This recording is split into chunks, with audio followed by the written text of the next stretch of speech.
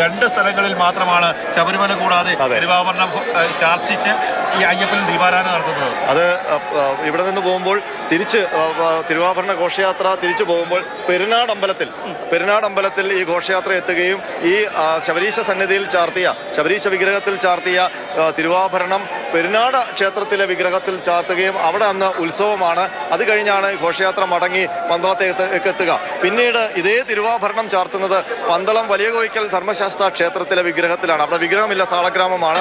അവിടെ ഉത്രം നാളിൽ ഭഗവാന്റെ പിറന്നാൾ ദിവസം മാത്രം ശ്രീകോവിലിനുള്ളിൽ തിരുവാഭരണം കൊണ്ടുപോയി അവിടെ തുറന്നു വെക്കും. കാരണം അവിടെ വിഗ്രഹമില്ല. അവിടെ താളഗ്രാമത്തിൽ ധർമ്മശാസ്താവിനെ ലയിപ്പിച്ച് ആരാധിക്കുകയാണ്. അവിടെ പുലിവാഹനായ അയ്യപ്പൻ എന്നുള്ള സങ്കല്പവും കൂടി ഉണ്ട്. അപ്പോൾ ആ തിരുവാഭരണമാണ് ഇപ്പോൾ ശബരിമല സന്നിധിയിൽ വീരമണികണ്ഠൻ അണിഞ്ഞിരിക്കുന്നത്. നമ്മൾ ഇത്രയും നേരം ദിബീഷുമായിട്ട് നമ്മൾ സംസാരിക്കുകയുണ്ടായി. ദിബീഷിന് ഇന്ന് കാണാൻ സാധിക്കാത്ത ഒരു കാര്യം എന്ന് പറയുന്നത് ഈ വില്ലാളി വീരനായിട്ടുള്ള വീരമണികണ്ഠനായിട്ടുള്ള സർവാഭരണ വിഭൂഷിതരായിട്ടുള്ള എല്ലാം കാണിക്കാം അല്ലേ? എല്ലാം നമ്മൾ ഇവിടെ നിന്ന് എല്ലാം കാണിക്കാം. പക്ഷേ അയ്യപ്പസ്വാമിയെ മാത്രം സർവാഭരണ വിഭൂഷിത അയ്യപ്പന്റെ രൂപം മാത്രം കാണണമെങ്കിൽ ഇവിടെ വരണം. തീർച്ചയായിട്ടും ഒരിക്കലും അയ്യപ്പനെ കാണണമെങ്കിൽ പ്രിയപ്പെട്ട പ്രേക്ഷകരെ ആ വില്ലാളി വീരനായിട്ടുള്ള തിരുവാഭരണ വിഭൂഷിതനായ അയ്യപ്പസ്വാമിയെ നിങ്ങൾ മനസ്സിൽ ധ്യാനിച്ചാൽ നിങ്ങളുടെ ഉള്ളിലേക്ക് വരും. അത്രത്തോളം തീവ്രമായി ആഗ്രഹിച്ചാൽ ആ രൂപം അയ്യപ്പസ്വാമി തന്നെ നിങ്ങൾക്ക് മനസ്സിൽ കാണിക്കും. നിങ്ങൾ കാണുന്ന രൂപം തന്നെയായിരിക്കും. നിങ്ങൾ കരുതുക, നിങ്ങൾക്ക് നേരിട്ട് കാണാൻ സാധിച്ചിട്ടില്ല, അമ്മമാരായിട്ടുള്ള ആൾക്കാർക്ക് ഇവിടേക്ക് വരാൻ സാധിക്കാത്ത ആൾക്കാരുണ്ടെങ്കിൽ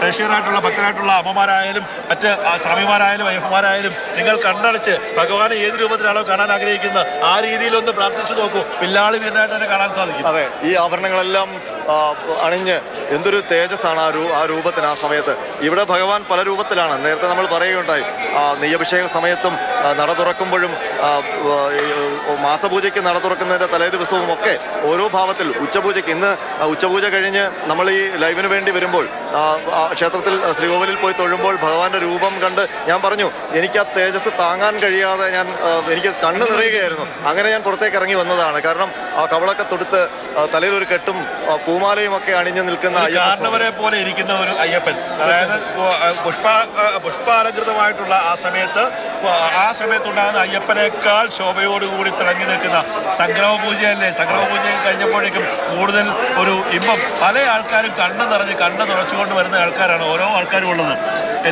എല്ലാവിധ വളരെ ഭംഗിയായി വളരെ ഭക്തിനിർഭരമായിട്ടുള്ള ഒരു മണ്ഡല മകരവിളക്ക് സീസണിലേക്ക് കാര്യങ്ങൾ പോകുന്നു. ഒപ്പം തന്നെ എടുത്തു പറയേണ്ടത് 2-2.5 മണിക്കൂർ എന്ന് പറയുന്നത് 2-2.5 മണിക്കൂർ എന്ന് പറയുന്നത് ഇനി ഏറ്റവും ക്രൂഷ്യലായിട്ടുള്ള കാര്യമാണ്.